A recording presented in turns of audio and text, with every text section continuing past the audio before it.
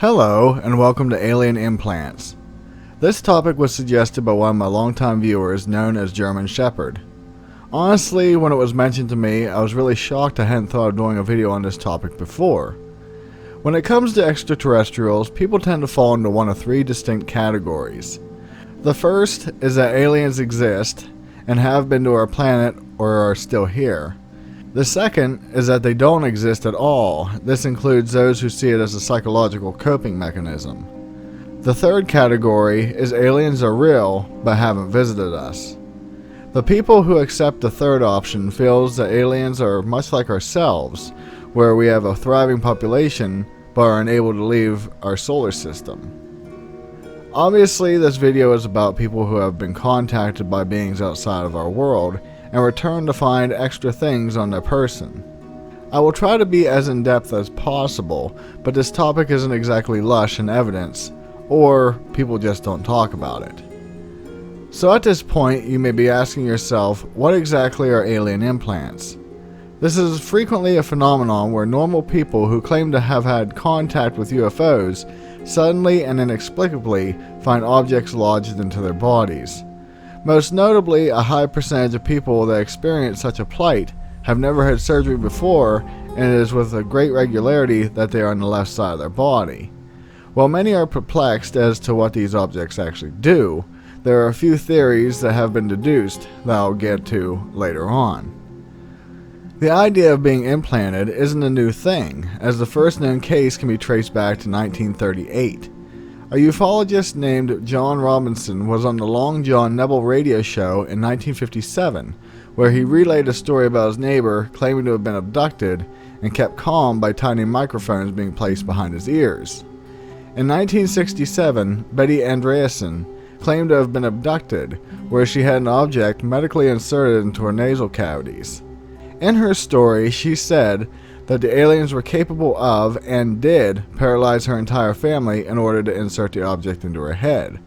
With her claims, she says that they told her it was being done to prepare for some planetary revelation.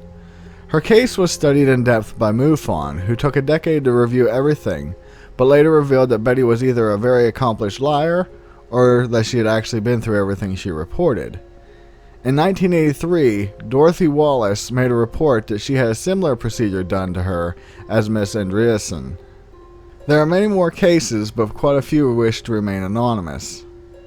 4 notable men have tackled the tricky issue of implants, and they are Daryl Sims, Dr. John Mack, Dr. David Jacobs, and most famously Dr. Roger Leir.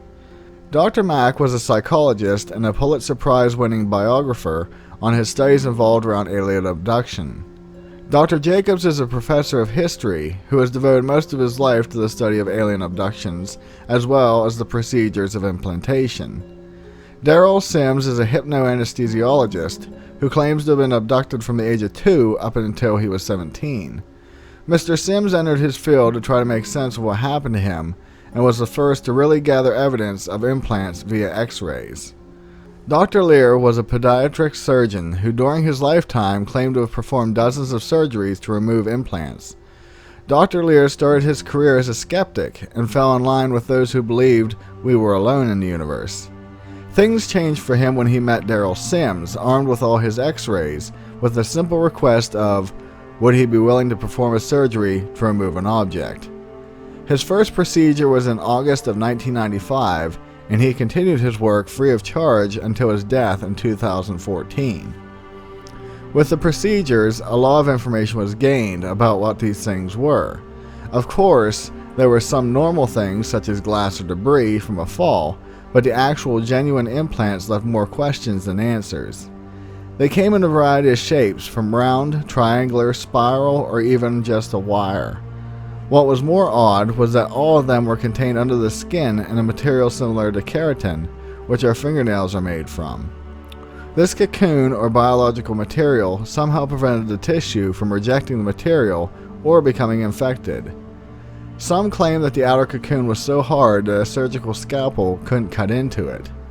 On another note, he also found that the objects were surrounded by nerve bundles that almost seemed to keep it in place.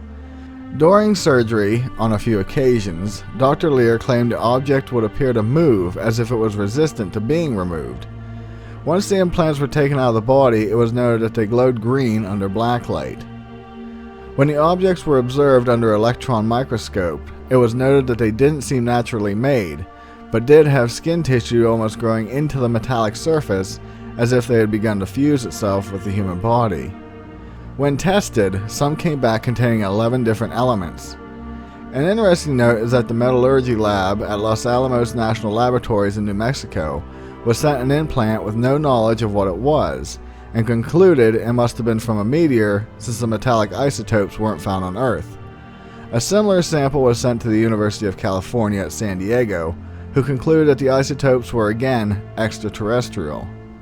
Commonly, elements such as gallium, germanium, platinum, ruthenium, rhodium, and iridium were also found during studies. However, an odd version of nickel was discovered that differed from our own. In 2009, Dr. Lear spoke at the National Press Club on this subject and stated that while studying the material, it was discovered to have been comprised of nanofibers similar to carbon nanotubes, which showed that they had been engineered. So what exactly do these objects do? Dr. Lear concluded that many of the objects seemed to transmit radio signals at 14.7 MHz, but seemed to quit as soon as they were removed from the body. Others have stated that they think they are a form of a tracking device. In 1997, people who had had the objects removed were invited to a study in order to see how things were going. Many of them reported being abducted immediately after the procedure, but also noted that the pain that they had before the implant was removed was now gone. Some went as far as claiming that after being implanted, they had a form of psychic ability, but now that it was no longer in their system, that feature was gone.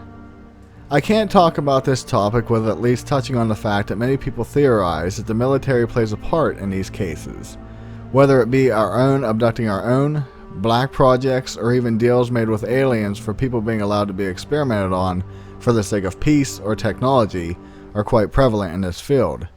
What it all boils down to is with the genuine cases, no one is certain as what is going on, and in the medical field, when something odd like this is found, they don't know what to do with it. I do want to mention that if any of you have had something strange like this happen to you, please feel free to contact me with your story. I won't publicize those stories unless you ask me to, but I do feel it's important to at least talk about it. So what do you think about this topic? Do you think it is real, or that everyone is just nuts? With that, be safe, and I'll see you in the next one. Later.